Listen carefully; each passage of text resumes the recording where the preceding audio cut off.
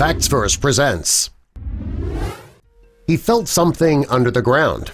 When he starts digging, he found this. When John Sims decided that he was ready to be a homeowner, he found out that his friend was selling his house in Tucson, Arizona.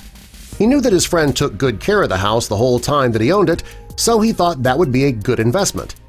After buying the house, he heard rumors about the property from people in the neighborhood. He thought it was a joke at first and didn't really think much of it. John's friend admits hearing the rumors as well, but he never investigated them. He was sure the rumors were just old made-up stories the neighbors told to new people moving into the neighborhood, and he told John that he wasn't sure if the rumors had any truth to them whatsoever. Over time, John's curiosity started to get the best of him. He knew the chances of him finding something buried in the backyard were slim to none, but he just couldn't get it out of his mind. He asked his friend to get a shovel and help out, and his friend began laughing. John was only half kidding, though. He really did want to know if anything was hidden in the ground on his property. John finally decided that he had to get to the bottom of this mystery. He knew digging up the yard would be a massive project, and it would really mess up his backyard, too. John didn't care much for the appearance of his yard to begin with, so he wasn't really all that worried about digging it up. Unfortunately, the job wasn't going to be an easy one. The summers in Arizona are known for being extremely hot. Although he was determined to figure out what was hidden under his backyard, he discovered he couldn't spend as much time outdoors as he would have liked. It was just too hot. He also realized that maybe the shovel wouldn't be enough to dig up the yard. He needed some heavy machinery.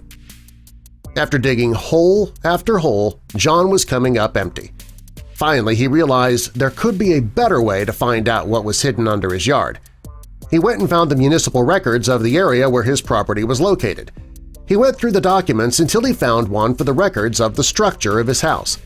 According to the documents, a company called Whitaker Pools built something on his property in 1961.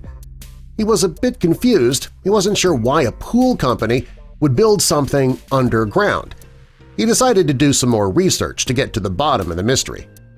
Now that John had this information, he was more determined to figure out what was hidden in the yard. He hired consultants to search the yard with metal detectors. The team searched but found nothing. When they were loading up their equipment, one person still had their metal detector and was still searching the yard, and they hit something. The metal detector went off twice in two different spots. Now he had an idea of where he needed to dig, and he used spray paint to put an X in those two areas where the metal detectors signaled. Finally, he was getting somewhere. When John's shovel made a loud clanking sound, he knew he'd finally found what he was looking for.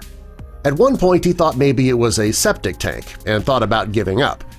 After thinking about it for a minute, though, he realized he just had to keep digging. After removing all the dirt, he realized that he had hit a cover. After removing the cover, he discovered it was a hatch that he was looking at.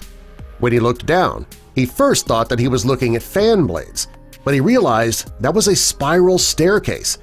He thought about taking the stairs down, but he was worried that it might be dangerous. John worked as a fire department captain, and he was well-trained in rescue. The job gave him the knowledge he needed to keep himself safe, and he decided to bring a team together to help him figure out what was inside that hatch. He and his friends made a plan, and they decided to reinforce the hole, making it safer for them to go into. It was a lot of work, but for John, it was worth it so he could figure out what that hatch was for. When he finally got into the hatch, he discovered that it was a nuclear fallout shelter. Back during the Cold War, the tension between the U.S. and the Soviet Union was severe.